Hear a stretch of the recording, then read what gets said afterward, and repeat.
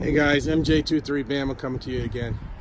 It's gonna be a little different type of video. This is gonna be cleaning your outside of your house with a pressure washer. As you can see, this is what's the before, and hopefully you guys can see the after side. Only thing I used was my Ryobi pressure washer.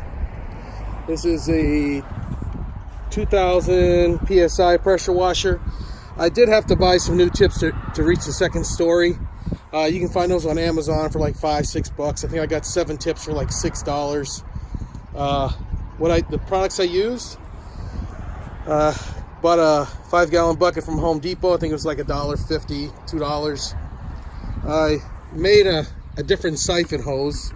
All it is a hose that's connected onto here. PVC pipe just to hold it down to weigh it in, and it just goes in the bucket. In the bucket, what I have, a lot of people are saying use straight bleach. What I did, I added about 1.5 gallons of water, a gallon of bleach, and about 4 ounces of Ajax dishwashing soap. And as you can see, this is the before. I've never cleaned my house. I'm not a professional.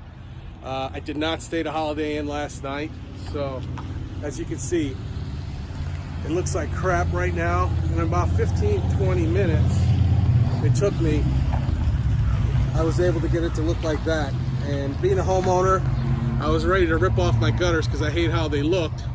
It was going to cost me about almost $700 for new gutters for the whole house. So I figure I'm into the project. The bleach, or the shock as I should say, I'm using Pool Shock because it's a little cheaper than bleach. I think it has more active ingredients. It's 12.5%, which I believe bleach is 8.5. That's why I diluted it with a little bit of water.